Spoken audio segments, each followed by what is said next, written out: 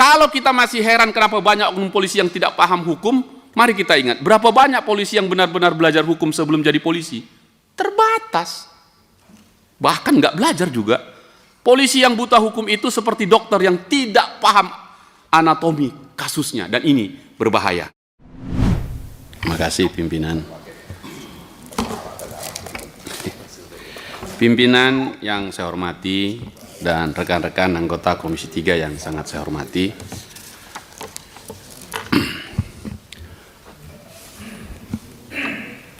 Saya bangga sekali hari ini pimpinan untuk kali pertama menjadi anggota Komisi 3 bisa berdialog dengan pemikir-pemikir akademik yang menjadi benteng kokohnya institusi Polri. Apalagi yang hadir ini luar biasa. Kalemdiklat Komjel Pol Profesor Dr. Krisnanda Dwi Laksana. Saya kira lengkap sekali sudah. Wakalemdiklat Irjen Pol Dr. Eko Budi Sampurno, Karorenrim Brigjen Pol Muhammad Saripudin, dan seterusnya. Karo kurikulum pun hadir, dan itu yang kita bicarakan. Saripudin Suding, oh ini agak dekat. Karojian Bang, ini singkatan-singkatan ini baru saya dengar juga ini. Jadi Pak Susilo, Dr. Susilo, Brigjen Dr. Susilo, Kepala LSP Kombes Poldani, ini dari Demdiklat. Terima kasih pimpinan sudah bisa menghadirkan para jenderal kita ini. Dari Akpol tidak tanggung-tanggung, gubernurnya juga turun langsung. Irjen Pol Midi Siswoko. Ada dir akademiknya, tadi yang sudah dibicarakan teman-teman, kemudian Kabak Renmin dan Mentarsis dan seterusnya. Bahkan STIK-nya juga hadir, Ketua STIK IJP Prof. Dr. Dadang Hartanto. Nama ini saya kayaknya hafal betul ini, gitu. Dan beliau ini guru besar, profesor waktu masih di Sumut, dan luar biasa dan seterusnya sampai ke bawah ini banyak sekali. Wakil PP Itika dan seterusnya. Saya tidak bisa sebut satu-satu, tapi ada juga Direktur Pasca Sarjananya, BJP Dr. Joko Setiono, Direktur Sarjananya juga, Dr. Endra Julpan, BJP, bahkan ada dosen utama tingkat 1 IJP Dr. Umar Effendi. Sekali lagi, terima kasih untuk kehadiran teman-teman. Ada? Ini ada namanya. Nah, pimpinan, saya ingin kali ini aku mengajak kontemplasi. Saya baca betul penjelasan presentasi ini, meskipun diberi baru beberapa jam yang lalu. Tadi malam saya tanya sekretariat, seandainya diberi ini sejak 4 hari lalu, mungkin lebih dalam lagi kami bisa mendalam ini dan memberi masukan. Saya mulai dari halaman 32 dulu presentasinya, supaya kita dapat soal ini. Tadi poin pertama, bangunan besar masa depan Polri kita ada di tangan Bapak dan Ibu semua, lembaga pendidikan dan pelatihan Polri ini. Nah, kalau kita susun jumlahnya, pasti piramida normal ini. Terbanyak paling bawah dan terus sampai jenderal ke atas. Di situ disebutkan permasalahan pendidikan Polri. Nah, saya langsung saja masuk ke nomor 2. Ini yang jadi soal kita yang sangat serius. Dan saya tadi betul-betul bisa memahami Pak Kalemdiklat perasaan Anda sambil presentasi ini. Rasio personil yang dapat mengikuti pendidikan setiap tahunnya masih sedikit, 8-10%. Anggaplah 10%. Maksimal itu. Sekarang mari kita lihat standar internasional untuk menjaga penduduk satu polisi adalah 300 penduduk. Itu standar internasional. Sementara kita dengan 270 juta penduduk dan jumlah kita mungkin sekitar di bawah 500.000, 480.000 barangkali, saya menghitungnya itu satu polisi untuk 575 penduduk. Jikalau pendidikan ini hanya 10%, saya membayangkan entah berapa tahun, puluh tahun lagi ini baru bisa kita penuhi. Barangkali ini dulu kontemplasi kita. Karena ini soal pendidikan, saya ingin panggil Prof. Dr. Krisnanda ini dan kawan-kawan. Jadi ini satu masalah sangat besar. Pertanyaan kedua lagi kemudian menjadi sangat serius, ini dikaitkan dengan kebutuhan kita yang tadi sudah disampaikan angka-angkanya, cuman belum kelihatan ini Pak Kalimdiklat. Ada cash program per siklus 5 tahunan menjelang pemilu. Akan sangat bergantung berapa banyak TPS yang dibutuhkan KPU, maka itu juga berbanding linier dengan kebutuhan polisi yang menjaganya. Kan begitu Pak ya, itu satu. Yang kedua. Nah yang ketiga, kalau kita lihat datanya lagi ke jumlah jam diklat per personil itu masih rendah sekali, cuma 20 jam pelajaran. Jadi saya betul-betul miris ini. Saya ingin pimpinan kalau bisa ini kita jadi catatan khusus untuk Kapolri kita. Kalau kita ingin besarkan Polri kita ini, mari serius melihat pendidikan dan pelatihan kita ini. Nah, kalau dilihat di halaman 19 Bapak Ibu sekalian, saya coba mengikuti alur pikirnya. Ini menjadi nanti poin kita. Dari waktu ke waktu anggarannya itu menjadi turun sedemikian rupa. Tadi sudah disampaikan. Dari 1,3 triliun tahun 2024, jadilah tinggal 744. Ini namanya ini pokoknya lengkap betul penderitaan kita ini. Sempurna penderitaan ini menurut saya. Karena itu pimpinan sekali lagi saya, kalau ada yang belum kenal, saya Hinca Panjaitan dari fraksi Partai Demokrat, berterima kasih untuk pimpinan. Karena menghadirkan ini menjadi pokok serius kita. Ngapa pula tiap hari kita panggilin, kita marah-marahin terus. Apalagi Pak Tahi Silitonga ini. Kemarin di situ dia kita marah-marahi anggotanya begini. Hari ini dia mendapat tanggung jawab membenahi itu semua. Wah, sedap ini. Dan saya yakin dia akan punya semangat yang luar biasa, betul ini. Gitu. Karena dia paham kan? Karena dia paham itu, makanya langsung Kapolri bilang, kau di sini saja. Kira-kira begitu. Karena yang banyak masalah di NTT kemarin. Iya, itu dia. Jadi kau selesaikan ini. Jadi udah pas itu. Jadi dari angka-angka ini, saya ingin memastikan begitu keluar angka-angka ini menjadi soal kita semua. Pertanyaan saya Pak Kalimdiklat, apakah teman-teman sudah pernah bikin ini? Berapa lama kita butuhkan Polri ini memenuhi standar 1 untuk 300? Berapa lama itu? Dan berapa banyak dana yang dibutuhkan untuk itu? Dan bagaimana caranya? Baru bisa kita benerin ini. Ini kan paling hulunya ini. Gitu. Nah, lalu setelah itu baru kita lihat lagi, tadi sudah disampaikan teman-teman, saya hanya garis bawahi aja. Ternyata jumlah yang diterima pun terbatas, berkurang dari tahun ke tahun. Jadi saya tidak melihat masa depan Polri ke depan. Saya tidak melihat itu, minta maaf ini. Kalau begini datanya pimpinan, jadi sekali lagi terima kasih nih. Ini jadi garis merah yang tebal untuk kita sampaikan ke Bapak Ibu sekalian. Nah, jadi kalau begitu pertanyaannya adalah, izinkan saya nyampaikan hal-hal yang sangat serius, terutama saya nggak lihat tadi ini pendidikannya. Tadi ada yang teman-teman yang ngangkat KUHP baru, KUHP baru, dan seterusnya. Dari sekian banyak status teman-teman di Polri dalam sistem penegakan hukum, hampir nggak pernah kita sentuh tentang pusdokes. Jadi dokter kesehatan, atau saya sebutnya kedokteran kepolisian. Padahal dalam modern criminal justice system supporting, kita butuh mereka. Kita butuh yang sangat serius untuk itu, mengungkap jenis-jenis kejahatan yang sudah sangat modern ini gitu. Saya ambil satu contoh lagi misalnya. Ketika, ini apakah Pak Kalimdiklat ini masuk dalam kurikulum kita nih, kalau ada kurikulum di sini. Saya agak mengelus dada ketika seorang perwira polisi, Kapolres Belawan, yang menghadapi kota miskin, kota paling miskin. Di situ tempat Polres itu, satu kecamatan, ada 6 kelurahan, 2 miskin kelurahannya, yang 4 lagi miskin kali. Miskin absolut. Jadi sangat miskin. Dan disitulah sumber kejahatan. Dan berpindah ke jalan tol. Pulang dia setelah melakukan kontrol, dihadang. Lalu dia mengambil tindakan yang cepat, karena dia sudah terancam. hanya hitungan 1 kali 24 jam dipatsuskan. Ini membuat degradasi ini. Nah, pertanyaan saya, kurikulum kita ngurus ini juga enggak?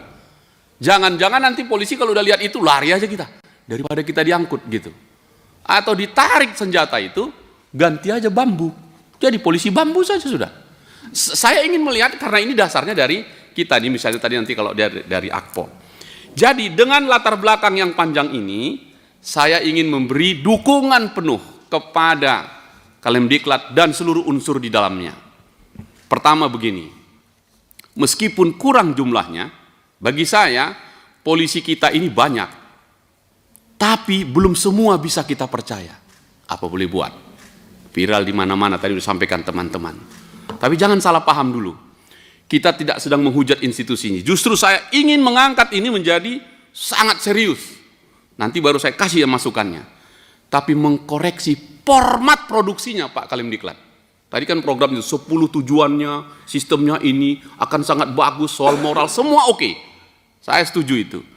Polisi hari ini sering jadi headline, tapi bukan karena prestasi. Karena memang medsos yang sudah terbuka, yang prestasi nggak dinaikin, yang nggak prestasi dinaikin. Yang muncul justru urusan tilang ilegal, pungli, kriminalisasi, dan seterusnya. Bahkan seorang polisi yang sangat populer hari ini namanya Arisonta, yang melayani Twitter. Saya ngikutin itu, cepat sekali dia main. Apakah Kalemdiklat juga mempunyai semangat melahirkan 1000 Arisonta tadi untuk melawan medsos tadi yang sangat cepat itu? Kapolres Semarang terpaksa menghadapi Komisi 3 hanya karena terlambat bereaksi terhadap medsos yang sudah langsung membentuk opini. Poin saya menjadi terbuka inilah. Kalau begitu kurikulum kita masih oke atau tidak. Nah, kita butuh polisi yang tidak sekedar kuat ototnya, tapi juga tajam pikirannya. Oke, itu dulu poinnya itu. Pertanyaannya adalah, mayoritas polisi direkrut dari jalur Bintara dan Tamtama dengan pendidikan yang lebih singkat daripada semester pertama mahasiswa. Ini soal kita lagi. SPN kita itu. Ditempa sekian bulan, lepaskan di situ, gawat kita. Tapi nggak ada pilihan karena anggaran kita segitu, dipecah lagi dan seterusnya. Jumlahnya pun terbatas. Kalau 201 Polda, kali seluruh Polda, berapa dapatnya? Jadi Polri ini tidak serius ngurusin sumber daya manusianya. Itu poin saya. Anggaran sampai 100 sekian triliun, saya mau minta itu jatuhkan dulu di sini. Baru kita bisa mengkritik institusi Polri ini. Jadi menurut saya ditempa hanya sekian bulan kalau nggak sebut hari, lalu dilempar ke jalan dengan pangkat dan kewenangan yang melampaui kapasitas intelektualnya. Kita membiarkan polisi kita untuk berhadapan-hadapan dengan situasi yang nggak menguntungkan itu. Kalau kita masih heran kenapa banyak oknum polisi yang tidak paham hukum, mari kita ingat, berapa banyak polisi yang benar-benar belajar hukum sebelum jadi polisi? Terbatas. Bahkan nggak belajar juga. Polisi yang buta hukum itu seperti dokter yang tidak paham anatomi kasusnya. Dan ini berbahaya. Nah kalau begitu, saya buat statementnya begini, kontemplasi yang kedua. Polisi bukan tukang jaga, tapi penjaga peradaban. Supaya bisa minta dananya besar ini, Ibu Pimpinan. Jadi, polisi bukan tukang jaga, tapi penjaga peradaban. Ah, ini dia. Kalau setuju Prof. Dadang, pikiran saya ini, kita sudahi ilusi tentang polisi hanyalah alat ketertiban. Ini kesalahan kita. Ketertiban, keamanan, dan seterusnya. Saya lebih tinggi di atasnya. Peradaban. Nah, polisi adalah aktor dalam peradaban. Dalam masyarakat modern, polisi bukan sekedar orang berseragam yang bertugas menghadang maling di pasar, tapi bagian dari sistem hukum, pelindung hak asasi, dan mediator konflik sosial. Itu menurut saya. Nah, kalau begitu, jadi polisi jangan cuma diajari, sekali lagi kurikulumnya nih, baris berbaris, tembak menembak, lalu dibiarkan rendah kapasitasnya terhadap hukum dan filsafat keadilan. Nanti kita bilang, nggak usah apa-apa itu bang, di jalanan nggak perlu itu. Itu yang berbahaya, karena dia yang ring pertama, frontliner terdepan kepada masyarakat. Kalau jenderal kan sedap, kamar ber-AC. dan seterusnya. Tapi ini yang terdepan, sampai nanti kalau kita ngomongin Babin Kamtibmas. Jadi, polisi yang bisa lari cepat tapi tidak tahu batasan hak warga negara bahaya. Polisi yang bisa membubarkan demo tapi tak bisa membedakan antara kebebasan berpendapat dengan makar. Makarnya kita sikat, kebebasan berpendapatnya kita beri dia tumbuh seperti bunga yang sedang ini. Jadi inilah ironi kita. Jadi polisi harusnya menjadi penjaga hukum, justru sering menjadi pelanggar hukum. Nah, tidak cukup diajari untuk berpikir. Sekali lagi, ini urusan kita di akademik kita ini. Prof, kalau saya beri ini lebih karena kecintaan kita mau membuat Polri kita ini. Nah, solusinya, ini solusi menurut saya. Rekrutmen berbasis sarjana atau polisi mahasiswa, kenapa tidak? Kelihatannya Polri habis pikiran yang ngurusin tentang pendidikan, pelatihan, ini semua. Bahkan berpikir juga untuk melahirkan Universitas Polri. Udahlah, masih banyak kampus-kampus yang memang bisa digunakan itu tadi. Nah, jadi kalau ingin polisi yang profesional, menurut saya solusinya sederhana. Tingkatkan standar masuknya. Kalau bapak-bapak kan nerimanya. Ya, datang Polri, udah ini, kalian didik ini ya, jadi nggak jadi kalian didik. 4 bulan harus selesai jadi polisi. Ini harus sekian. Selesai nggak selesai, balikin. Gawat, jadi seperti terminal yang dilewatkan saja bayar pas, udah keluar dia. Nah, jadi minimal S1 untuk jadi polisi, menurut saya itu lebih pas. Karena dia penjaga peradaban. Kenapa? Karena hukum itu ilmu, bukan naluri. Polisi harus belajar ilmu hukum, kriminologi, psikologi, dan sosiologi sebelum bisa memahami tugasnya. Kedua, mari buka jalur polisi mahasiswa. Saya menawarkan saja ini Pak, apakah bisa ini? Ada banyak mahasiswa kita, mulai mahasiswa hukum, teknologi informasi, dan yang lain-lain. Kedokteran yang tadi saya sebutkan juga bisa. Ide yang lebih progresif. Perbanyak SIPSS, jalur sarjana yang eksklusif ini, padahal justru ini harus diperbanyak. Polisi dengan latar belakang akademik akan lebih siap menangani kasus kompleks, dan seterusnya.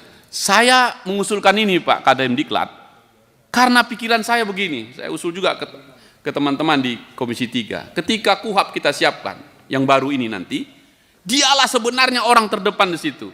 Cita-cita saya, dan kalau setuju, mestinya di setiap Mabes Polri, setiap Polda, sampai di Polres, bahkan di Polsek, saya ingin mengusulkan dibentuk mall pelayanan keadilan. Terbuka di situ. Satu lantai, full semua itu para jago-jago yang menyelesaikan ini. Dan itu membutuhkan pendidikan. Jadi tidak semua laporan polisi harus dikirim cepat. Selesaikan aja di situ. Usul saya, mall pelayanan keadilan, terbuka aja begitu. Selesai, itulah restoratif justice. Sedikit lagi nih pimpinan, itulah restoratif justice yang saya maksudkan. Nah, apakah pikiran ini masuk dalam kurikulum kita? Saya menyarankan. Kita sudah terlalu lama terjebak dalam mitos bahwa polisi hanya butuh fisik yang kuat. Menurut saya tidak. Polisi yang baik adalah mereka yang mampu berpikir sebelum bertindak. Dengan jalan berpikir saya ini, pimpinan, saya ingin menyampaikan bahwa di masyarakat polisi sangat dicintai. Buktinya, kalau udah ada penerimaan calon polisi, beribu-ribu yang daftar. Meski banyak juga yang marah-marah. Jadi ini kayak anu lah ini. Kadang cinta, kadang benci. Benci tapi rindu lah. Oke. Jadi kita akan bilang, untuk apa bang kita cari standar pendidikan masuk polisi? Nanti kan kita didik juga. Menurut saya, tidak. Nah, dengan pikiran saya ini, saya akhiri nih pimpinan. Saya ingin bagian pendidikan kita ini menjadi garda terdepan, merancang berapa tahun ke depan ini untuk kita penuhi yang saya sampaikan dan disampaikan teman-teman tadi. Garis bawah saya adalah, mari kita ciptakan mall pelayanan keadilan yang selesai dalam 1 kali 24 jam, kasus-kasus kecil di situ. Dan itulah restoratif justice. Dan kalau itu terjadi, maka tidak penuh, tidak over kapasitas lapas. Nah, yang kedua, berhentilah bottleneck dari apa yang bapak-bapak buat ini. Kan menjadi bottleneck ini tadi kan, dari bawah begitu mau masuk jenderal, habis dia karena jabatannya sangat terbatas. Mungkin mall pelayanan keadilan menjadi yang terbaik untuk kita berikan. Itu kontemplasi saya, sekaligus pertanyaan saya, sekaligus dukungan saya untuk Lemdiklat kita. Hanya Lemdiklat yang punya visi besar ke depan. Menurut saya, Polri yang kita harapkan ini bisa seperti yang kita inginkan. Selamat bertugas teman-teman semua. Terima kasih pimpinan.